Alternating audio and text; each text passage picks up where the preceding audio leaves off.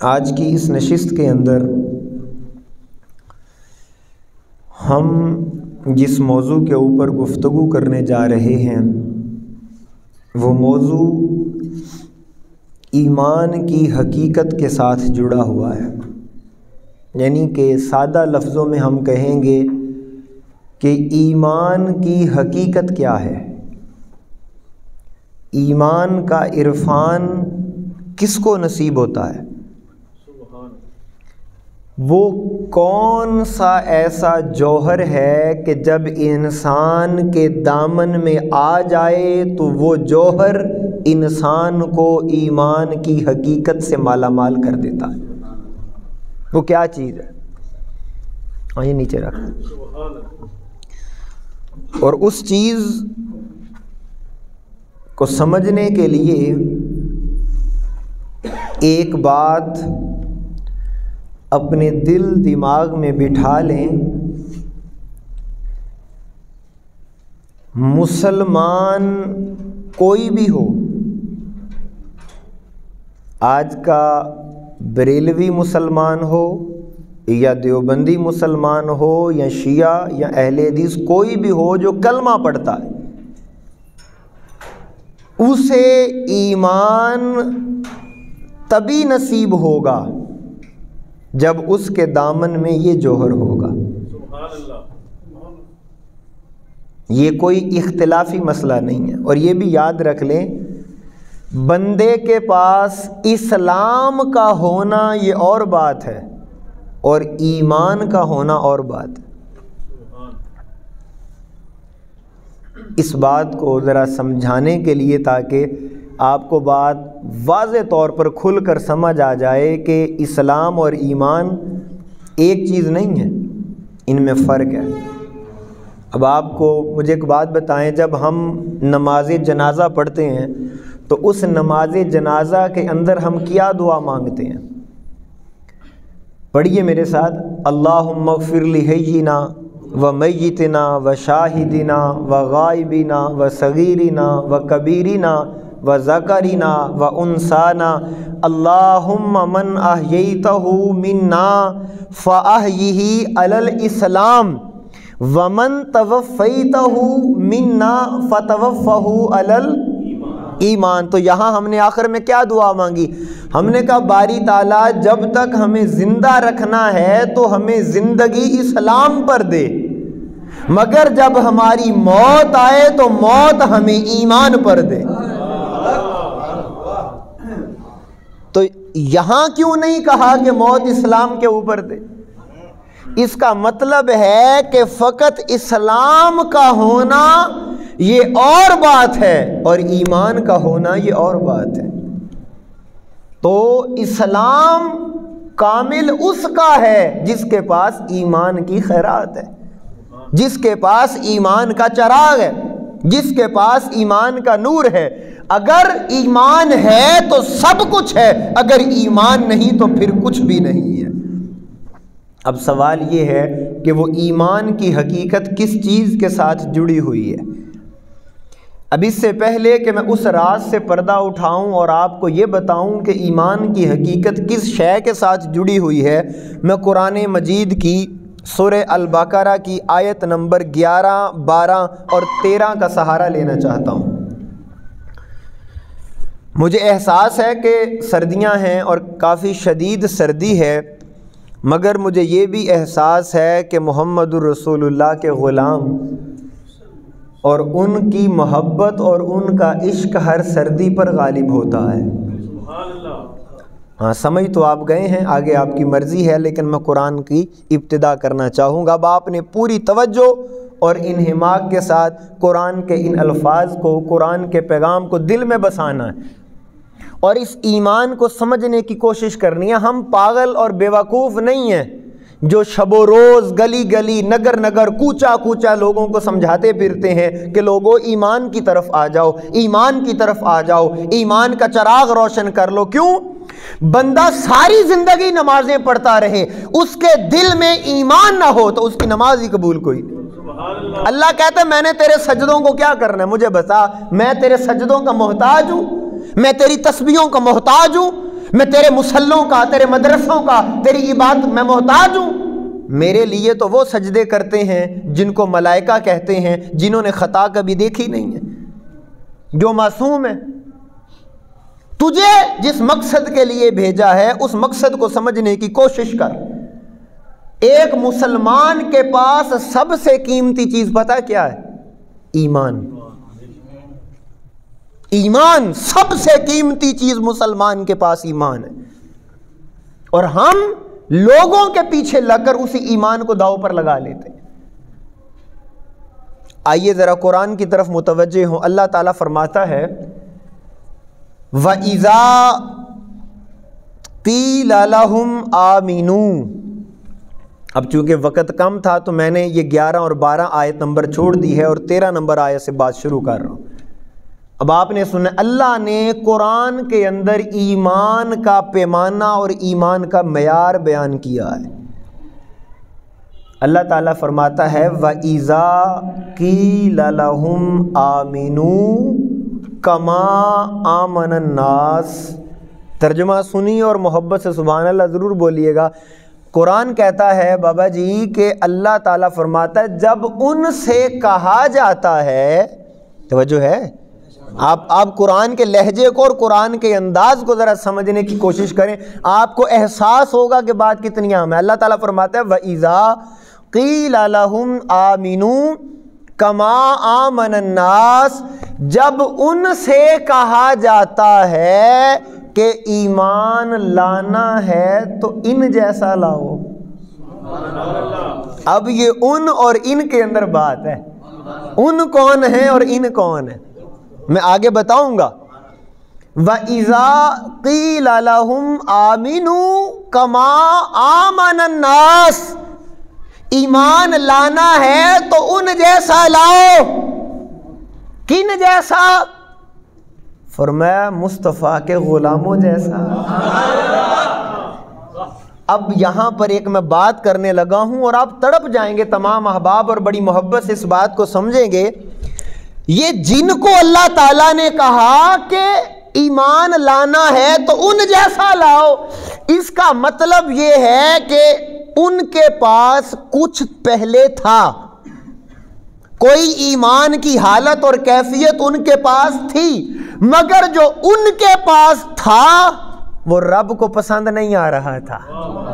نہیں سمجھے یار آپ بات؟ جو وہ لیے بیٹھے تھے، جو ان کے پاس تھا، جو ان کے سینے میں تھا، وہ رب کی بارگاہ میں قبول نہیں تھا۔ اس لیے اللہ تعالیٰ نے فرمایا کہ بھئی اگر ایمان کی بات کرتے ہو نا تو ایمان لاؤ ان جیسا، مصطفیٰ کے یاروں جیسا، مصطفیٰ کے غلاموں جیسا، مصطفیٰ کے اصحاب جیسا، ان جیسا ایمان لاؤ۔ اب آگے سنیں، جب ان کو یہ فرمایا گیا نا کہ کما آمن الناس، تو آگے سے قالو، وہ کہنے لگے انؤمن کما آمن السفہاء، ہم ان بے وقوفوں کی طرح ایمان لائیں۔ آپ حیران ہو جائیں گے، یہ قرآن کے لفظ نہ ہو میں ذمہ دار۔ جب ان سے کہا گیا، ان منافقین سے، کہ بھئی ایمان لانا ہے تو ان جیسا لاؤ، وہ آگے سے کہنے لگے کہ ان جیسا ایمان، ان کا ایمان تو بے وقوفی ہے۔ اب میں ایک سوال کرنے لگا ہوں، اگر آپ باریکی کے ساتھ سمجھیے گا تو ذرا بول کے مجھے بتائیے گا کہ بھئی آپ کو بات سمجھ میں آ گئی کہ مجھے ایک بات بتائیں۔ انہوں نے دعویٰ کیا کہ ہم ایمان والے ہیں، اللہ تعالیٰ نے فرمایا نہیں، جو تم لیے بیٹھے ہو اور جو تمہارے پاس ہے وہ میری بارگاہ میں قابل قبول نہیں ہے۔ ایمان لانا ہے تو مصطفیٰ کے یاروں جیسا لاؤ، مصطفیٰ کے غلاموں جیسا لاؤ، مصطفیٰ کے اصحاب جیسا لاؤ۔ ان سے کہا گیا ان جیسا لاؤ، ان کو جب کہا گیا کہ انہیں دیکھو ان کا ایمان، تو انہوں نے ادھر دیکھ کے کہا کہ ان کا ایمان تو بے وقوفی۔ اب میں ایک سوال کرنے لگا ہوں، کاش آپ اس باریکی کو سمجھائیں تو بڑا مزہ آئے۔ مجھے ایک بات بتائیں، جب منافقین کو کہا گیا کہ یاروں جیسا، صحاب جیسا، اصحاب جیسا ایمان لاؤ، تو مجھے ایک بات بتائیں، انہوں نے جو اپنے عقل اور اپنی فہم اور اپنی سمجھ کے مطابق کہا کہ یہ تو بے وقوفی ہے، ان کو ایسا کیا نظر آیا ہوگا صحابہ کی زندگی میں؟ میں دوبارہ جملہ بولوں گا اور اس کو سمجھنے کی کوشش کیجئے۔ ان منافقین کو اصحاب رسول کی زندگی میں ایسا کیا نظر آیا ہوگا کہ انہوں نے اس شے کو دیکھا تو کہا کہ یہ بے وقوفی ہے؟ کوئی تو ایسی بات تھی جس کو دیکھ کر وہ ان کو کہہ رہے تھے کہ یہ بے وقوفی ہے۔ تو وہ کیا چیز تھی کہ جس کو دیکھ کر وہ سارے منافقین کہہ رہے تھے کہ یہ بے وقوفی ہے؟ اب یہ مسئلہ اتنا حساس اور اتنا ضروری ہے کہ اللہ تعالیٰ نے اس بات کی وضاحت کے لیے یہ مضمون قرآن میں اتارا کہ ہر مسلمان کو سمجھ آئے کہ جس چیز کو وہ بے وقوفی کہہ رہے تھے، جب انہوں نے کہا کہ نہیں نہیں یہ بے وقوفی ہے، اللہ تعالیٰ نے کہا جبریل جاؤ، یہ میرے مصطفیٰ کے یاروں کو بے وقوف سمجھتے ہیں، یہ مصطفیٰ کے اصحاب کو بے وقوف کہتے ہیں۔ الا انہم ہم الصفہاء ولکن لا یعلمون، اے جبریل جا قرآن لے کے اتر اور ان کو بتا، اور نادانوں جنہیں تم بے وقوف کہہ رہے ہو یہ بے وقوف نہیں، انہی کا ایمان تو رب کو پسند آ گیا ہے۔ تم جن کو بے وقوف کہہ رہے ہو یہ بے وقوف نہیں ہے، تم بے وقوف ہو، ان کا ایمان تو اللہ کو پسند آ گیا ہے۔ اب میں ایک بات، اب وہ چیز کیا تھی کہ جس کو دیکھا تو وہ بے وقوفی؟ آپ ادھر میری جانب دیکھیے، وہ کام ہوتا رہے گا۔ بات سمجھ میں آئی ہے یہاں تک آپ کو؟ اب میں وہ بات، وہ راز آپ کو بتانا چاہوں گا، وہ کیا تھا کہ جس کو وہ دیکھتے تھے تو کہتے تھے کہ یہ بے وقوفی ہے؟ وہ کیا چیز تھی کہ جس کو منافقین دیکھتے تھے تو کہتے تھے کہ یہ بے وقوفی ہے؟ دوستان محترم، وہ چیز ہمیں ایک حدیث سے معلوم ہوگی، اور وہ حدیث امام بخاری نے نقل کی ہے۔ آپ ذرا نعرہ لگائیں، تب تک یہ دو ذرا سیٹ کر لیں۔ نعرہ تکبیر، نعرہ رسالت، یا رسول اللہ، نعرہ حیدری، نعرہ غوثیہ، آمد مصطفیٰ، مرحبا مرحبا، سرکار کی آمد، مرحبا، منکار کی آمد، مرحبا، مکی کی آمد، مرحبا، نعرہ تکبیر، نعرہ رسالت، نعرہ حیدری، نعرہ غوثیہ۔ ہاں بس کوشش کیا کریں یار 5 منٹ پہلے آ کے نا یہ سیٹنگ کر لیا کریں تاکہ بار بار پھر گفتگو نہ رکے۔ اچھا بات سمجھ میں آ رہی ہے؟ اب میں آپ کو وہ چیز بتانا چاہتا ہوں، وہ کیا تھا کہ جس کو منافقین دیکھ کر کہتے تھے یہ بے وقوفی ہے۔ وہ روایت ہے بخاری شریف کے اندر جس سے ہمیں پتہ چلے گا کہ وہ ایسا کیا تھا صحابہ کی زندگی میں کہ جن کو منافقین جب اس شے کو دیکھتے تھے تو وہ کہتے تھے بے وقوفی ہے۔ میرے آقا تاجدار کائنات اصحاب کو لے کر نکلے اور حدیبیہ کے مقام پر ٹھہر گئے۔ کفار نے روک دیا کہ آپ مکہ میں داخل نہیں ہو سکتے، ہم آپ کو عمرہ نہیں کرنے دیں گے۔ اب میرے آقا تاجدار کائنات وہاں پر ہیں اور کفار نے اپنا ایک ایلچی بھیجا حضرت عروہ بن مسعود ثقفی کو، اور جا کر کہا کہ اے عروہ تم دیکھ کر آؤ کہ مسلمان کتنا لشکر لے کر آئے ہیں۔ اے عروہ بن مسعود ثقفی ذرا جاؤ اور دیکھ کر آؤ کہ ان کے پاس ہتھیار کتنے ہیں، کیا یہ جنگ کے ارادے سے تو نہیں آئے، کیا یہ ہم سے جنگ تو نہیں کرنا چاہتے؟ جاؤ دیکھ کر آؤ کہ یہ کیا کچھ لے کر آئے ہیں تاکہ ہم ان سے جنگ کر سکیں اور ہم جنگ جیت سکیں۔ تو عروہ بن مسعود ثقفی کو انہوں نے اپنا ایلچی بنا کر بھیجا، اپنا سفیر بنا کر بھیجا، اپنا نمائندہ بنا کر بھیجا، جاؤ ان سے ڈائلاگ کرو جا کر۔ اب حضرت عروہ بن مسعود ثقفی آئے، دیکھا، چلے گئے۔ جاگیے تھوڑا سا، آئے، دیکھا، چلے گئے۔ اب انہوں نے جو جا کر بتایا کفار کو، وہ حیران کر دینے والی حقیقت ہے۔ کفار نے کہا اے عروہ بتاؤ کیا دیکھ کر آئے ہو؟ انہوں نے وہ کیا کر رہے ہیں؟ اب حضرت عروہ بن مسعود کہنے لگے اے کفار مکہ، اے مشرکین مکہ، میری مانو تو میرا مشورہ مان لو، سارے زمانے سے جنگ کرو تم جیت جاؤ گے، مگر میرا مشورہ مانو مصطفیٰ کے صحابہ سے جنگ نہ کرنا۔ آواز نہیں آئی جا رہا، میرا مشورہ مانو تو حضور سے جنگ کرنے کا ارادہ چھوڑ دو، مصطفیٰ کو قتل کرنے کا اور شہید کرنے کا ارادہ چھوڑ دو۔ وہ کفار کہنے لگے عروہ بن مسعود ثقفی، تو ہمارا نمائندہ تھا، تو ہمارا نمائندہ تھا، تو ہمیں ہی ڈرا رہا ہے، ایسا تو نے مصطفیٰ کے بارگاہ میں کیا دیکھ لیا کہ تو آ کر ہمیں ڈرا رہا ہے کہ ان سے جنگ کرنے کا ارادہ چھوڑ دو۔ عروہ بن مسعود ثقفی نے کہا میں تمہیں کیا بتاؤں، میں نے بڑے بڑے بادشاہ دیکھے ہیں، میں نے بڑے بڑے سردار دیکھے ہیں، میں نے بڑے بڑے حاکموں کو دیکھا ہے، میں نے ان کی سلطنت کو دیکھا، میں نے ان کے پروٹوکول کو دیکھا، میں نے ان کی شاہانہ لباس دیکھے، ان کی عزت اور تکریم دیکھی ہے۔ یہ جملہ آپ کے دلوں کی تختیوں پر لکھنا چاہتا ہوں۔ حضرت عروہ بن مسعود ثقفی نے کفار کو بتایا میں نے بڑے بڑے بادشاہ اور ان کے غلام دیکھے ہیں، مگر جو تعظیم مصطفیٰ کے صحابہ مصطفیٰ کی کرتے ہیں کہیں نہیں دیکھا ہے میں نے۔ انہوں نے کہا کیا دیکھ کر آئے ہو، ذرا ہمیں بھی تو پتا چلے نا، کیا دیکھ کر آئے ہو؟ اب حضرت عروہ بن مسعود، یار بڑی دیوانگی والا، میں آپ کو ایمان کی حقیقت کا راز بتانا چاہتا ہوں، میں یہ بتانا چاہتا ہوں کہ منافقین نے کس چیز کو دیکھ کر کہا تھا کہ یہ بے وقوفی ہے۔ انہوں نے کہا اے عروہ ذرا ہمیں بھی بتاؤ کیا دیکھ کر آئے ہو، ادھر میری جانب دیکھیے۔ حضرت عروہ بن مسعود ثقفی کہتے میں تمہیں کیا بتاؤں کہ میں نے کیا دیکھا، میں نے دیکھا کہ مصطفیٰ کریم وضو فرما رہے تھے۔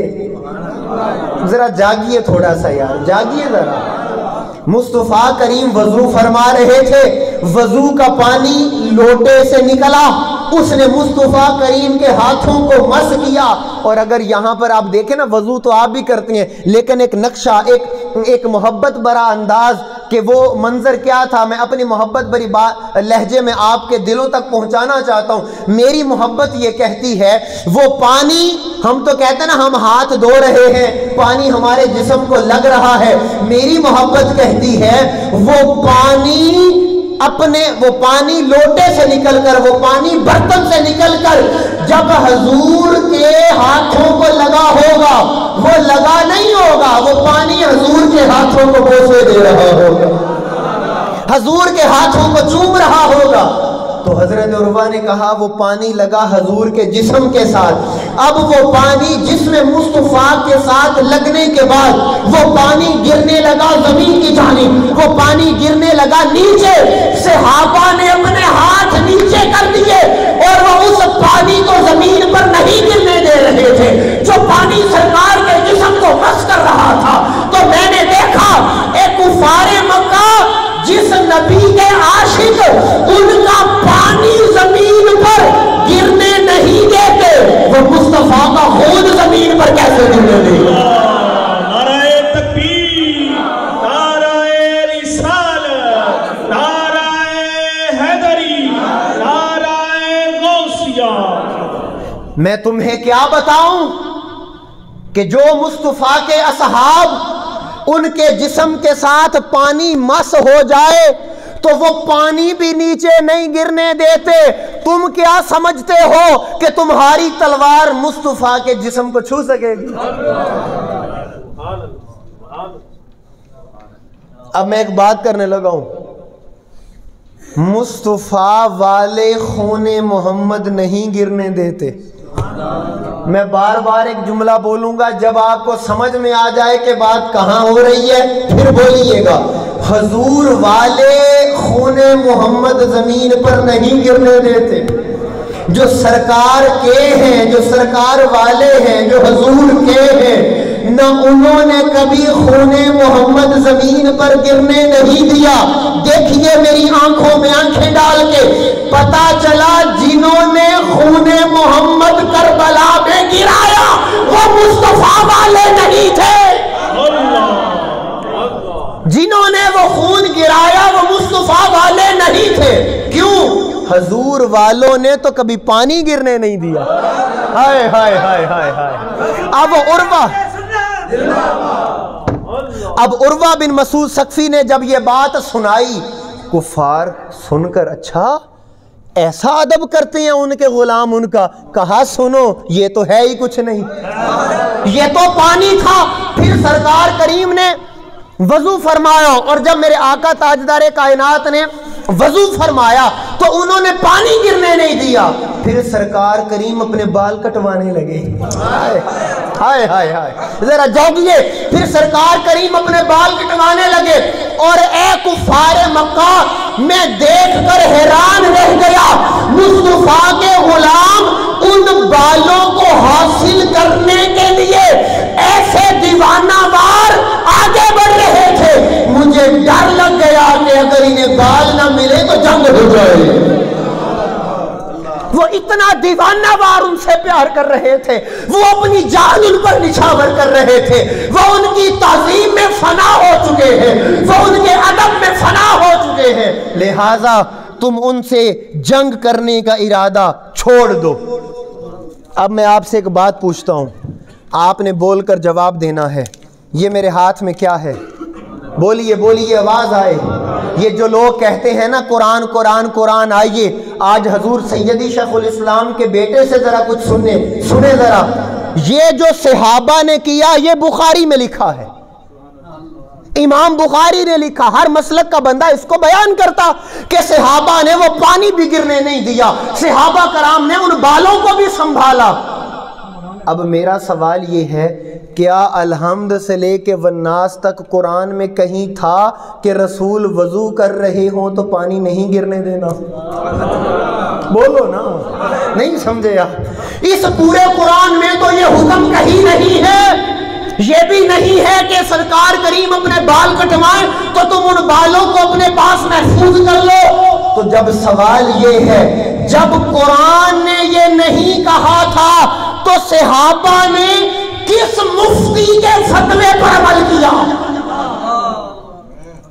وہ مفتی کون سا تھا جو صحابہ سے یہ کام کروا رہا تھا؟ اس مفتی کا میں بتاتا ہوں، ہاتھ اٹھا کر آپ نے بولنا ہے. صحابہ نے بتا دیا سرکار کا ادب کرنے کے لیے بس ایک ہی مفتی چاہیے، وہ اسے عشق کا مفتی کہا جاتا ہے.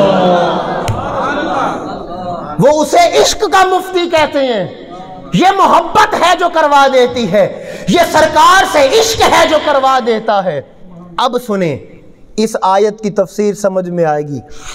جب دیکھا اس منظر کو منافقین نے کہ یار یہ جو قرآن میں بھی نہیں لکھا یہ وہ بھی کر رہے ہیں، تو جب منافقین نے دیکھا تو منافقین نے دیکھ کر کہا یہ تو بے وقوفی ہے. ہاں، جو پہلے سے بندے بیٹھے ہیں، اب آپ کو مقدمہ سمجھ میں آیا. جب منافقین نے دیکھا تو کہا کہ یہ تو بے وقوفی ہے. اللہ نے کہا جبریل اتر قرآن لے کر بتا مصطفیٰ کے غلاموں کو یہ جو صحابہ نے کیا یہ بے وقوفی نہیں، یہی تو ایمان رب کو پسند آیا ہے. یہی تو ایمان ہے جو رب کو پسند آیا. اور نادانو، تم مصطفیٰ کے اصحاب کو بے وقوف کہتے ہو؟ میرے مصطفیٰ کے اصحاب دیوانے تو ہو سکتے ہیں، بے وقوف نہیں ہو سکتے ہیں.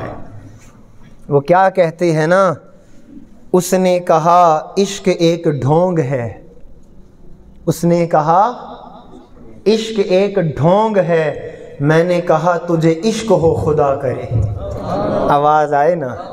میں وہ کہتے ہیں نا آج حکیموں سے ڈاکٹروں سے اب دوائی لیتے ہیں تو آج عشق کے جس کو مرض لاحق ہو جائے اور عشق کی سمجھ نہ آئے تو ذرا سمجھیے اس کی دوا کیا ہے.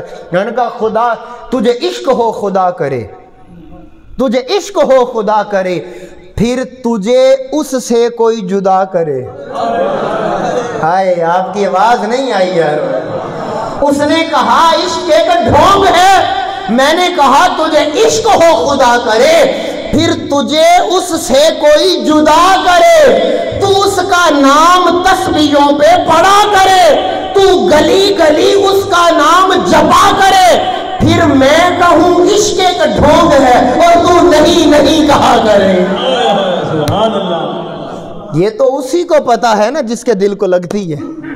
اب کوئی صحابہ سے کہے کہ تم یہ سب کیوں کر رہے تھے؟ اور آئیے ذرا ایمان کی حقیقت اور ایمان کا عرفان صحابہ نے بتایا۔ ایمان کی حقیقت نمازوں میں نہیں چھپی ہے، ایمان کی حقیقت اعمال کے اندر نہیں ہے، بلکہ ایمان کی حقیقت مصطفیٰ کے عشق کے اندر ہے۔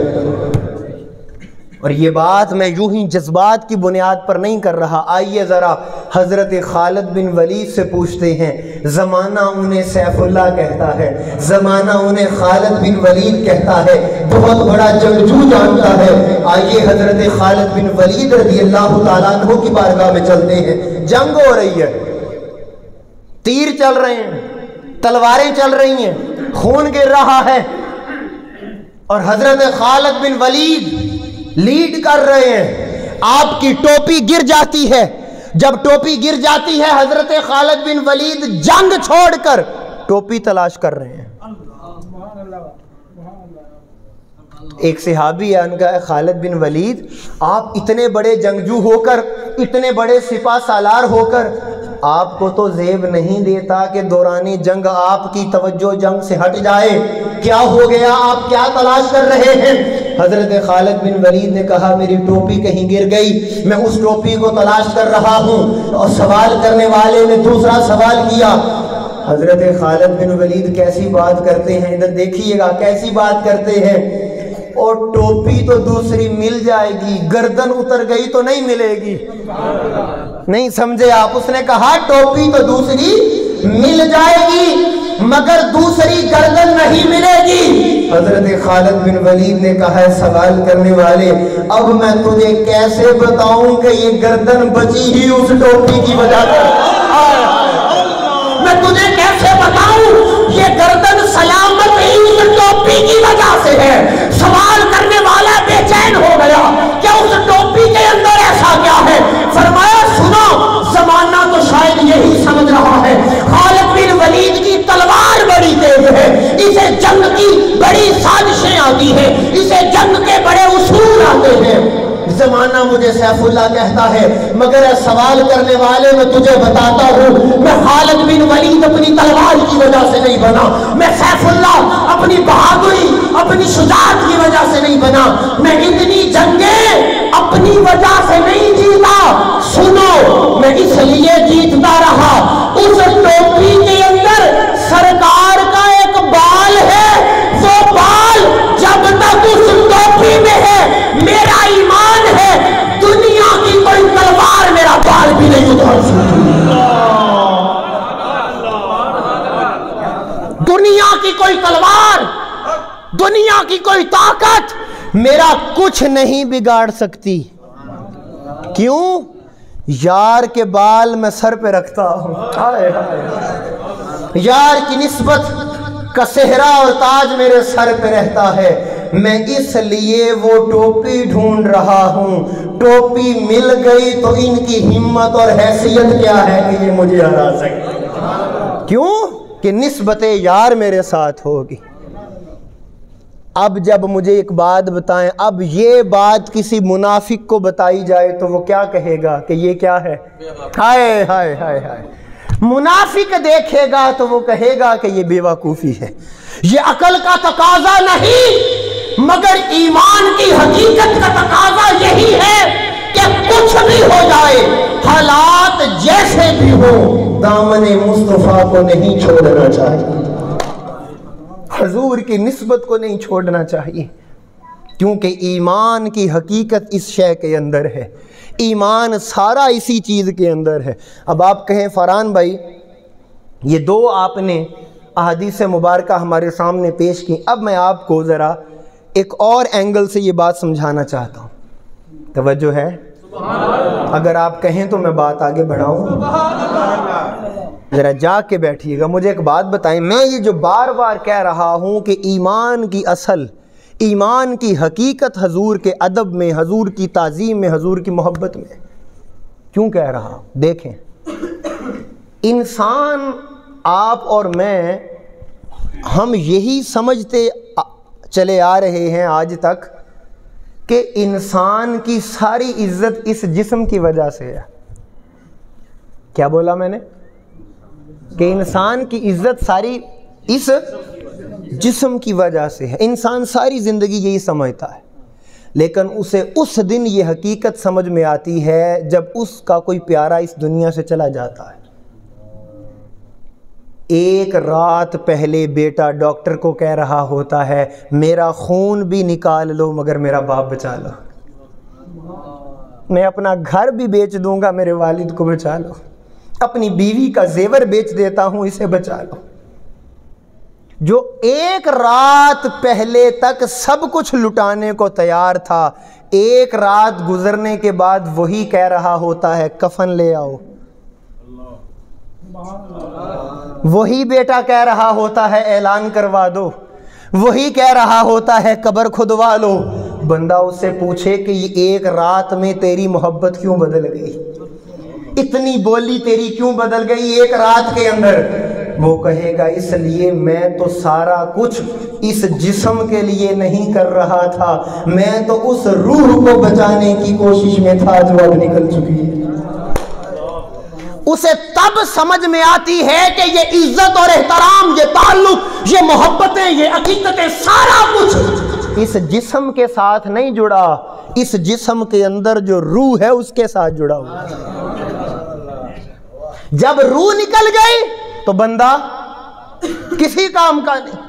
اب وہ جسم ہے تو پتہ چلا کہ انسان کی حقیقت جسم میں نہیں بلکہ سبھی بولو انسان کی حقیقت روح کے اندر ہے. اور پھر ہم اس جسم کے ساتھ کیا کرتے ہیں جس میں روح نہ ہو؟ کیا کرتے ہیں؟ اٹھاتے ہیں، قبرستان لے کے جاتے ہیں، زمین کھودتے ہیں، اور زمین کے اندر بلا تشبیہ و بلا مثال. اب اس مثال کو سمجھنے کے بعد اگر آپ مقدمہ سمجھ جائیں تو لطف آ جائے گا. اللہ نے فرمایا میں نے جس طرح بنایا انسان، پھر اس انسان کا ایک جسم ہے اور اس کی ایک روح ہے، اور انسان کی حقیقت روح کے اندر ہے، اسی طرح میں نے بنایا اسلام. آواز آئے ذرا. اسی طرح اسلام ہے، اسی طرح ایمان ہے، اور ایمان کا بھی ایک جسم ہے اور ایمان کی بھی ایک روح ہے. یا اللہ ایمان کا جسم کیا ہے؟ فرمایا نماز ایمان کا جسم ہے، روزہ ایمان کا جسم ہے، حج ایمان کا جسم ہے، زکوٰۃ ایمان کا جسم ہے. رب کائنات ایمان کی روح کیا ہے؟ فرمایا اعمال اسلام کا جسم ہے اور محبت مصطفیٰ اس کی روح ہے. نعرہ تکبیر، نعرہ رسالت، نعرہ حیدری، علماء حق اہل سنت. آج آپ کو وہ حدیث بڑی سمجھ میں آئے گی. رات کو نیند میں رضائی کے اندر منہ دے کر بھی سبحان اللہ بولو گے. وہ روایت اب سمجھ میں. اچھا باری تعالیٰ محبوب کی محبت ایمان کی روح ہے، تو باری تعالیٰ جب ہمارے اندر سے روح نکلتی ہے ہم تو اسے قبرستان ڈال آتے ہیں، تو کیا کرے گا؟ فرمایا اب سمجھ میں آئے گی کہ میں نے قیامت والے دن میزان کیوں لگانا ہے. نہیں سمجھے یار؟ نہیں سمجھے؟ اللہ تولے گا. باری تعالیٰ میزان کیوں لگانا ہے؟ یہ تو دنیا کے اصول کے خلاف ہے. نہیں سمجھے آپ بات؟ میں سمجھاتا ہوں تاکہ آپ بول بھی سکیں اور بات سمجھ. مجھے ایک بات بتائیں، قبلہ ماشاءاللہ بڑے یہ لالا منیر صاحب بیٹھے ہیں، قاری صاحب بیٹھے ہیں، اور دوست دیگر احباب بیٹھے ہیں، حکیم صاحب بیٹھے ہیں. میں اگر چلیں لالا منیر صاحب کے ساتھ تو چلیں میری بھائیوں والا بات ہے، نہیں مائنڈ نہیں کریں گے. میں اگر لالا منیر صاحب کو کہوں منیر بھائی مجھے بڑی ضرورت پڑ گئی ہے تو مجھے 50,000 روپے ادھار دے دیں، تو یہ مجھے دیں 50,000 گن کے. کیا بولیں سبھی بولیں یار. گن کے دیں گے نا، یہ تول کے دیں گے؟ بولو نا یار. پھر بھئی گن کے دیں گے نا. فیصلہ کرو فیصلہ باد والو. گن کے دیں گے. اچھا جب میں نے ان سے لیے تو یہ گن کے 50,000 دے رہے ہیں، اور جب مجھے واپس میں کروں گا تو یہ میرے پاس آئیں، میں کہوں گا یہ یہاں سے پائیا ٹھپے تول کے لے جائیں. نہیں سمجھے آپ؟ تو یہ کیا کہیں گے؟ نا فرحان بھائی ایسے نہیں ہوتا. دیا جائے گن کے تو لیا جاتا ہے۔ اور اگر میں کوئی گندم چینی کہوں کہ جناب مجھے آپ دے دیں 1 کلو اور واپس کرنے کی باری آؤ تو میں ان کو کہوں یہاں سے گن کے 10,000 دانے ڈال لیں، یہ کہیں گے نا فرحان بھائی، اگر چیز دی جائے گن کے تو واپس لی جاتی ہے گن کے، اگر چیز دی جائے تول کے تو واپس لی جاتی ہے، سبھی بولو واپس لی جاتی ہے۔ یار کون سمجھے گا؟ اللہ نے 5 گن کے دی تھی، کہاں بیٹھے ہو یار؟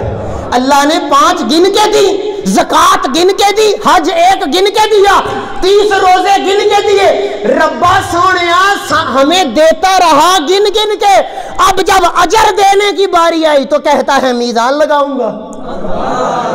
باری تعالیٰ تو تول کیوں رہا ہے؟ اب گن گن کے فیصلہ کر۔ فرمایا نہیں، گنتی والے تو بڑے آئے ہوئے ہیں، ہائے ہائے ہائے ہائے، گنتی والے تو بڑے آئے کھڑے ہیں، لیکن آج میں نے گن گن کے فیصلہ نہیں کرنا، میں نے تول کے دیکھنا ہے تمہاری نمازوں کے اندر روح کتنی ہے، تمہاری نمازوں کے اندر محبت رسول کی روح ہے بھی یا نہیں، تمہارے روزے کے اندر عشق رسول ہے کہ نہیں۔ جس کے اعمال کے اندر روح ہوگی وہ جنت میں جائے گا، اور جس میں روح نہیں ہوگی، جس میں روح نہیں ہوگی، اللہ فرمایا جس طرح تم روح جس سے نکل جاتی تھی اسے قبرستان پھینکتے تھے، میں نے بھی ایک قبرستان بنایا ہے، میں نے بھی ایک قبرستان بنایا ہے۔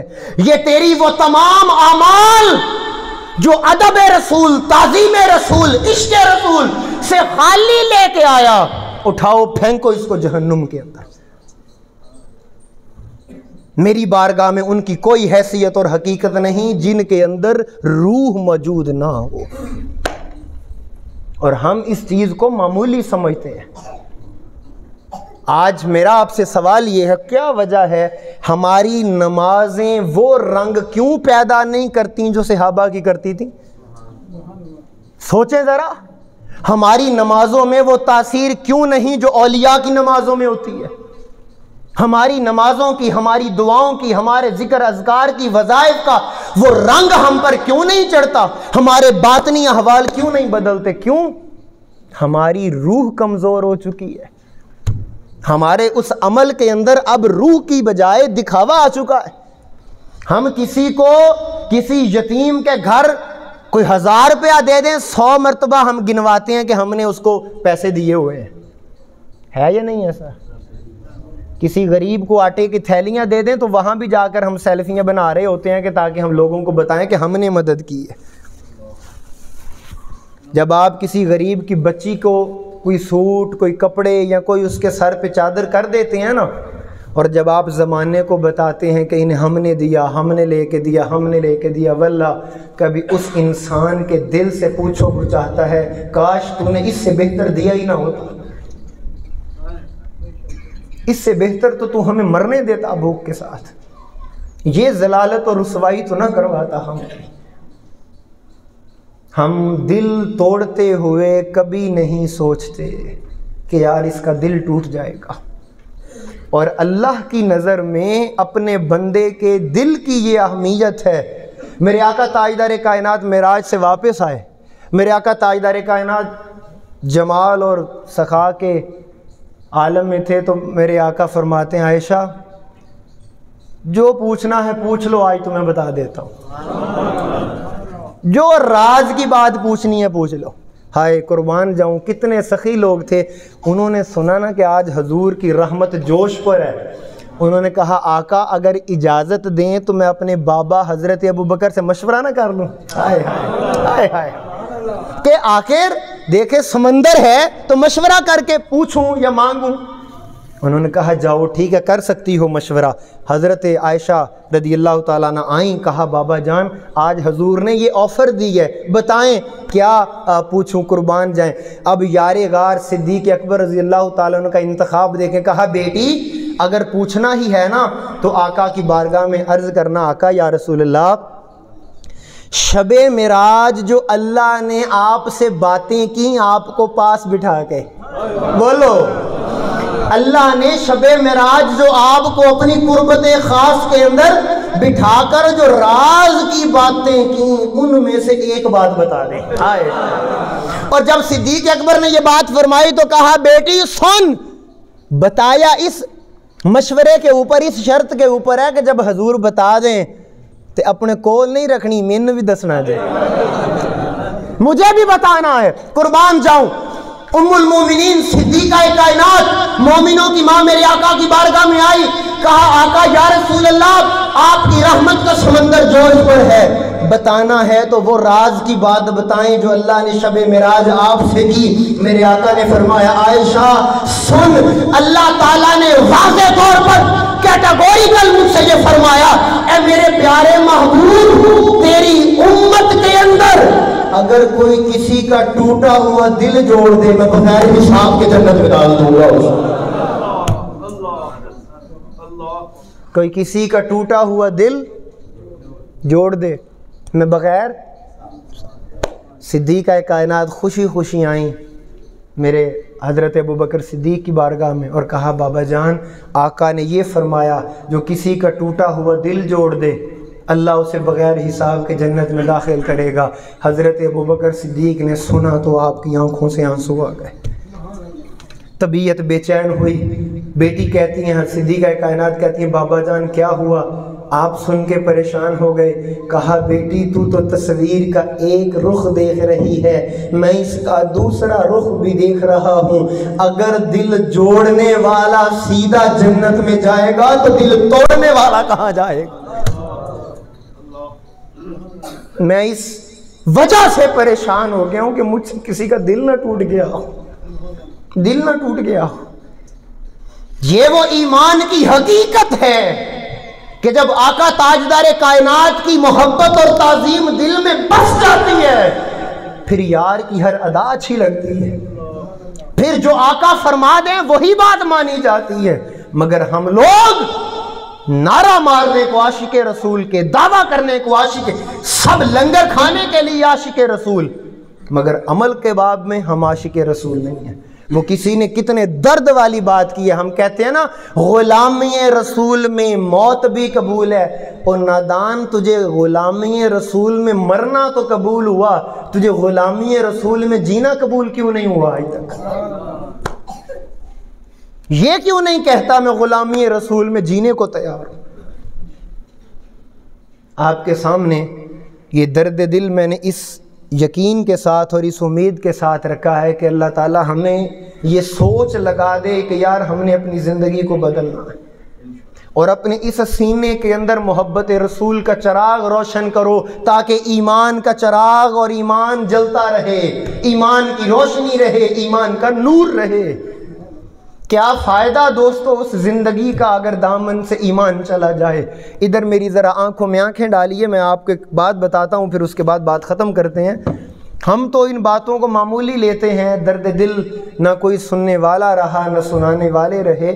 یہ انڈیا کی سرزمین کے اوپر ایک رائٹر ہے جس کا نام ہے لکشمن پرساد۔ کیا نام ہے جی؟ سبھی بولے لکشمن پرساد۔ کیا نام ہے جی؟ لکشمن پرساد۔ اس ہندو نے ایک کتاب لکھی، اس کتاب کا نام میں بتاتا ہوں، سبحان اللہ آپ بول دیجئے گا۔ اس نے کتاب لکھی، ہندو نے عرب کا چاند۔ کیا کتاب لکھی؟ عرب کا چاند۔ اور جانتے اس کتاب میں اس نے کیا لکھا؟ اس کتاب میں اس نے تیرے اور میرے نبی کی سیرت کو لکھا، سیرت کو لکھا۔ اب جب وہ کتاب منظر عام پر آئی تو مسلمان اٹھے اور جناب منہ دھویا اور چلے گئے اس کے پاس۔ اس نے کہا لکشمن پرساد تو ہمارے نبی کو اگر اتنا ہی مانتا اور پڑھتا ہے اور جانتا ہے تو کلمہ کیوں نہیں پڑھ لیتا؟ مسلمان ہو جا تاکہ ایمان تجھے نصیب ہو جائے، تو جنت میں جائے گا، یہ ملے گا، یہ ملے گا، یہ ملے گا۔ اس نے جو ساری جب مسلمانوں نے بات کر لی، اب سنیں لکشمن پرساد بولتا ہے۔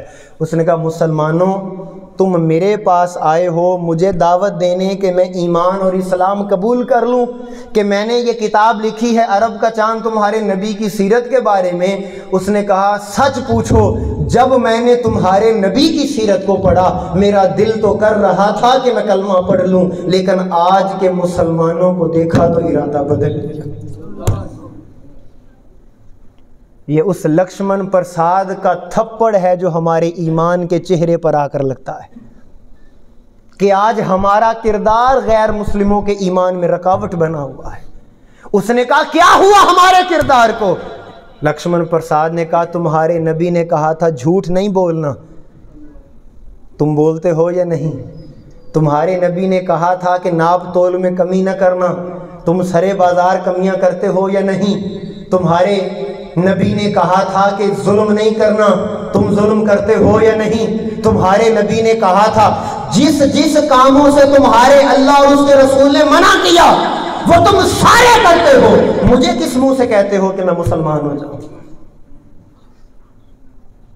آج ہمیں ضرورت ہے، یہ کوئی گلے شکوے کی بات نہیں ہے۔ نوجوانوں ایک لمحے کے لیے سوچو، جن مسائل میں جن لڑائی جھگڑے میں ہم الجھے ہوئے ہیں یہ ہمیں بچا لیں گے؟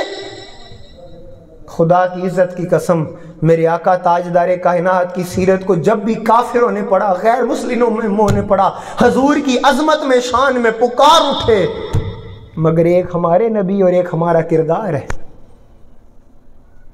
آج ان مسجدوں کی رونقیں ہمارے سامنے ہیں، بازاروں کی رونقیں ہمارے سامنے ہیں، یہ زوال کی طرف ہم کیوں جا رہے ہیں؟ کبھی اپنے آپ سے سوال کریں، یہ پورا سال ختم ہونے کو آیا نوجوانوں، پورا سال، اور اس سال کے آخری دن آج کا نوجوان کس کس بے حیائی میں مبتلا ہوتا ہے میں بھی جانتا ہوں اور آپ بھی جانتے ہیں، مگر کوئی نہیں جانتا کہ میری زندگی کا 1 سال کم ہو چکا ہے۔ پتہ نہیں میں اس اپنے رب کو منا سکا ہوں یا نہیں، پتہ نہیں میرا رسول مجھ سے راضی بھی ہے یا نہیں۔ سال جا رہا ہے زندگی کا، موت قریب آ رہی ہے اور ہم جشن منا رہے ہوتے ہیں اور بے حیائی میں مبتلا ہوتے ہیں، بازاروں میں سلنسر نکال کر موٹر سائیکل کی آوازیں نکالتے ہیں، دوسروں کی ماؤں بہنوں بیٹیوں کو تنگ کرتے ہیں، بری نظر ڈالتے ہیں، اور پھر محافل میں آ کر عاشق رسول بن جاتے ہیں۔ انا للہ و انا الیہ۔ دوستان محترم، یہ ایمان کا تقاضا نہیں ہے۔ بس گزارش اتنی سی ہے کہ میں آپ کا بھائی ہوں، آپ سب یار مجھ سے لاکھ درجے بہتر ہیں، لاکھ درجے بہتر ہیں۔ خدا کی قسم منبر رسول پر بیٹھا ہوں، اگر میرے دل سے پوچھو تو شاید میں آپ کی جوتیوں میں بیٹھنے کے قابل بھی نہیں ہوں، مگر اللہ رب العزت کی بارگاہ میں، آقا تاجدار کائنات کی بارگاہ میں ایک درد دل کے آقا یا رسول اللہ، آپ کی امت کو یہ احساس، یہ سوچ، یہ فکر لگ جائے کہ ہم کس طرف جا رہے ہیں اور ہم نے کس طرف جانا تھا۔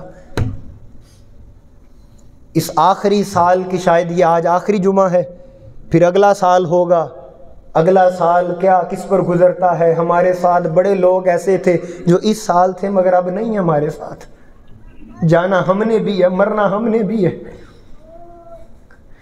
مگر ایک لمحے کے لیے یہ ضرور سوچئے گا سال کی آخری رات کہ قبر کی جب پہلی رات آئے گی میں فرشتوں سے کیا کہوں گا کہ میں کس کا غلام بن کے آیا ہوں۔ دوستان محترم، اللہ اور اس کے رسول کی بارگاہ میں اس دعا کے ساتھ کہ باری تعالی ہم سب کے حال کو بہتر فرما دے، اللہ تعالی ہم سب کے اوپر کرم فرما دے، اور اللہ تعالی ہمیں ایسا بنا دے جو ہم اس کو اور اس کے محبوب کو پسند آ جائے۔ بس بات اتنی سی ہے۔